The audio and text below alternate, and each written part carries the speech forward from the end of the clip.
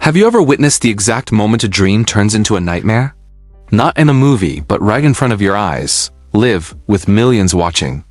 You know, this World Cup has already shown us it doesn't care about fairy tales. It has a habit of taking things away.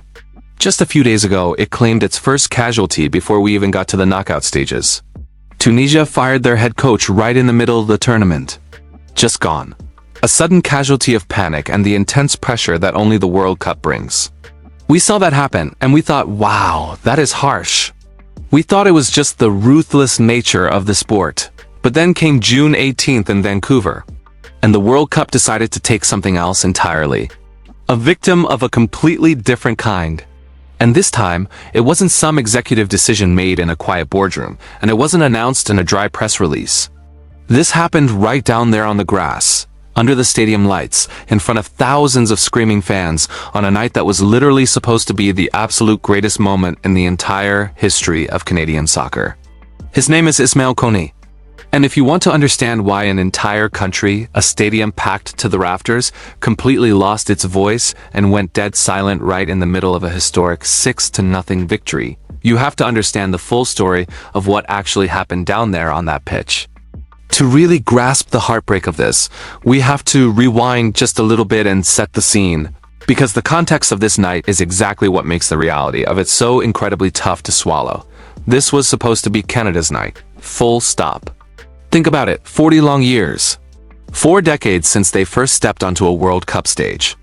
And here they were playing on home soil in Vancouver, absolutely dismantling Qatar. The energy in that building was the kind you can feel vibrating in your chest. The crowd was absolutely deafening. It was a massive, joyous celebration because they were cruising straight toward their first ever World Cup victory. Everything was going perfectly. They were up 3-0. They were flying. Jonathan David, one of their biggest stars, was having the game of his life, well on his way to securing a hat-trick. And by the way, that would be the first hat-trick by a host nation player at a World Cup, since Jeff Hurst did it way back in 1966. It was history in the making. Qatar was already down to 10 men after a red card. It genuinely felt like a massive party. Nothing could possibly go wrong. And then, just 8 minutes into the second half, the 51st minute, the music stopped. The cheering stopped. Everything just stopped. Canada was doing what they had been doing all night, pushing forward, looking dangerous. Kone picked up the ball, doing exactly what he does best, driving the play. And as he tried to make his move, a Qatari player, Asim Madibo, came sliding in. It was late, it was incredibly hard, and it came from behind. Now I am going to be very careful with how I describe what happened next, because the reality of it is truly difficult to process, and we want to keep things respectful here, but you need to know the gravity of the situation. What followed that tackle was a noise that absolutely nobody, whether you are a player, a coach, or a fan in the very last row of the upper deck, ever wants to hear on a soccer field. It was a devastating, unmistakable sound. The kind of impact that instantly tells you something has gone horribly, terribly wrong. Players who were standing nearby later said the sound alone was enough to make them freeze. It was sickening. Canada's manager, Jesse Marsh, was standing just a few feet away on the touchline when it happened. He did not hold back in his post-game interview. He said it straight up. He said it happened right in front of them, and every single person on that sideline heard the impact. They knew instantly. The camera panned over to Kone, and you could see a young man in pure, absolute shock. He was looking down at his own leg, holding onto an injury that was so severe, so immediately apparent, that the broadcast had to quickly cut away. It was a career-altering kind of collision. The reaction on the sidelines was immediate and chaotic. An assistant coach was absolutely losing his mind, screaming at the referee, pointing at the pitch. The medical staff was sprinting out before the ref even fully stopped the play. And in the span of maybe 3 seconds, the loudest, most electric stadium in the entire world, a place that was just shaking with national pride, fell into a complete, eerie silence. You could hear a pin drop, the kind of quiet that makes your stomach turn, because tens of thousands of people collectively realized that a young man's life had just changed in a fraction of a second. But what happened right after that initial shock, right as the reality of the tragedy set in, that is the part that truly tells you everything you need to know about who these guys are as human beings. It wasn't just a medical emergency. It was a deeply emotional moment for the entire roster. Kone's teammates didn't just casually walk over to check on him. They rushed him. And they weren't just rushing out of concern, they were furious. They were absolutely livid at the nature of the challenge. This wasn't a standard soccer foul, it was reckless. A massive scuffle instantly broke out right there on the grass, players shoving, shouting, tempers flaring between the two benches as the adrenaline and the anger boiled over. Madabo, the player who made the tackle, just stood there with his hands on his head, staring blankly, realizing the horrific mistake he had just made. And right there in the middle of that storm, right in the center of the anger and the screaming and the deafening silence of the crowd, Ismail Kone did something that I honestly still cannot wrap my head around. He was lying there on a stretcher. He was clearly in immense, unimaginable pain. The medical team had an oxygen tank out, helping him breathe through the shock of this devastating physical trauma. And as they are carrying him off the field, his World Cup dreams literally shattered. He looked up, and he gave a thumbs up to the crowd. He actually lifted his hand and waved. Think about the mental strength that takes. Jesse Marsh put it perfectly later that night. He said Coney was lying there enduring the worst moment of his professional life, and he was using his energy to try and make everyone else feel at ease. He was trying to comfort his team, his fans, his country, letting them know it was going to be okay. Even though he was the one who was suffering, it was an unbelievable display of character. He pulled his coach in for a hug right there on the stretcher. He waved to the thousands of silent, worried fans. He gave them permission to keep playing. He essentially told them, do not let this ruin the night. Finish the job. And they did keep playing. Because, honestly, what else could they do in that situation? They had a game to finish, and they knew they had to finish what they started out there for him. About 10 minutes after the game finally restarted and the stadium was still trying to catch its collective breath, the guy who actually subbed in for Kone, Nathan Saliba, lines up for a free kick. And he puts it in the back of the net. But here is the thing that will absolutely give you goosebumps. He didn't run to the corner flag to celebrate. He didn't do some crazy victory dance or pump up the crowd. Instead, someone from the training staff immediately handed him something from the sidelines. It was Ismail's jersey, number 8. Saliba walked forward and held that jersey up high with both hands, showing it to the entire packed stadium and showing it to the millions watching at home. And let me tell you, that single image of him holding up his injured brother's shirt that has become the defining picture of this entire World Cup so far. That moment wasn't about the goal anymore.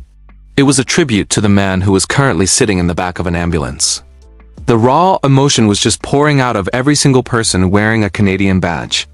A little while later, during a quick hydration break in the match, the television cameras zoomed in on Jesse Marsh, the head coach, and he was literally in tears on the sideline. The immense pressure of the tournament, the overwhelming joy of this historic win, mixed with the absolute devastation of losing his star player, it just broke him down in that moment. And then there was the Canadian goalkeeper, Maxime Crepeau. Now, if you know his personal story, you know the gravity of this. Crepeau suffered a horrific, devastating leg injury of his own not too long ago, an injury so bad it actually forced him to miss the entire 2022 World Cup. He knows exactly the dark, difficult place Ismail was heading into mentally and physically. The cameras caught Crepeau out on the field with his arm tightly wrapped around one of his younger teammates who was visibly struggling to hold it together. Crepeau just looked at him and essentially told him, "You are not alone in feeling this way. But right now, we have a job to finish for him." Canada eventually blew the game wide open and won 6-0. But when that final whistle finally blew, nobody was really smiling. Nobody was jumping up and down celebrating the blowout victory. The scoreboard just didn't matter to them anymore. So, for those of you watching who might not be completely deep into Canadian soccer, you might be asking yourself, who exactly is Ismail Kone? Well, if you didn't know his name before today, you absolutely need to know it now. He is just 24 years old. He was born in Abidjan, all the way over in the Ivory Coast. And he made the massive move across the world to Montreal when he was just 7 years old to be with his mother. He is a kid who grew up grinding every single day in the local Quebec soccer scene. He pushed his way up through the CF Montreal Academy, working incredibly hard until he finally signed his very first true professional contract back in 2021. And from that exact moment on, his rise in the world of global soccer has been nothing short of a rocket ship. He landed a massive club record transfer to Watford over in England. Then he moved on to play for Marseille in France. He spent time on loan at Reims, and finally, he secured a huge permanent transfer to Sassuolo in Italy's top division. We are talking about a guy who has played in 4 major European leagues before even hitting his mid-20s. He has put on that Canadian national team jersey more than 40 times, representing his country with pride at both the 2022 and now this 2026 World Cup. When he steps onto the field, he is the absolute roaring engine of that Canadian squad. He is a relentless box-to-box midfielder.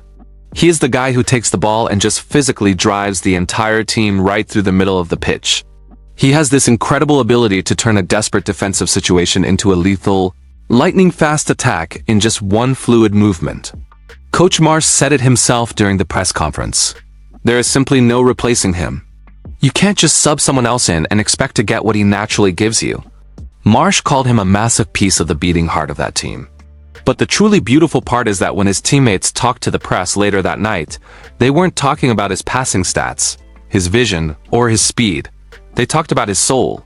Alistair Johnston called him a kid who is just so incredibly easygoing, a guy who loves the sport so purely that he would literally stay up all night long, just kicking a ball around, playing two-touch with his friends in the hotel hallways. Johnston said that pure, unfiltered love for the game is exactly why it was so utterly heartbreaking to see him taken out by such an unnecessary challenge. Jonathan David, the guy who had literally just scored a historic hat-trick, couldn't even crack a smile about his massive personal achievement. He just looked at the reporters and said, "He means everything to us. He is someone we love deeply." Moise Bombito, who is just coming back from a terrible leg injury himself, summed it up perfectly.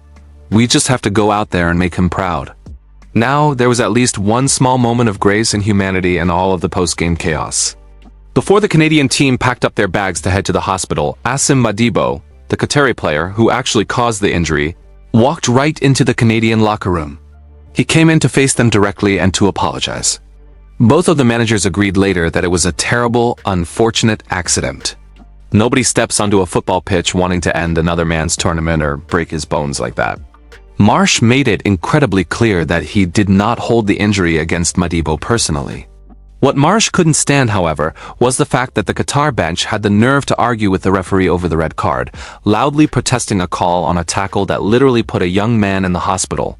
That kind of behavior kept the tension boiling right up to the very end of the game, culminating in a super icy, tense exchange between the two coaches at the final whistle. But Marsh really wasn't interested in dwelling on the drama. He actually cut his own post-game press conference short, walked out early, so he could rush straight to the local hospital to sit by Ismail's side with his family as he was being prepped for major surgery. And guys, that is the brutal reality of this sport. That is the heartbreaking cruelty of a tournament like this. Ismail Kone's World Cup is officially over. Think about that incredible journey from a 7-year-old kid moving from the Ivory Coast to Montreal, dreaming of shining on this exact stage, only to have it all ripped away, leaving the field on a stretcher on the single greatest night in his country's soccer history. Canada is now basically a lock to reach the knockout rounds, and you better believe they are going to be carrying his spirit with them every single step of the way. Johnston said it best, it has given them a whole new reason to play. This World Cup took another casualty this week. It wasn't a coach losing his job this time. It was a 24-year-old kid who just wanted to play the game he loves. A kid who found the strength to wave to a hurting country to tell them it's going to be okay, even while his own body was breaking. So get well soon, Ismail. The whole country of Canada has your back, and honestly, so does the rest of the football world. If you guys want to send him some strength and positive energy, drop a message of support down in the comments below. I promise you, I sit down and read every single one of them. Dropping a quick like really helps this video reach more people so we can share his incredible story. And make sure you hit that subscribe button if you want World Cup coverage that actually remembers the human beings underneath the jerseys. Because football at this massive scale is never just about a shiny trophy. Moments exactly like this remind all of us what really, truly matters.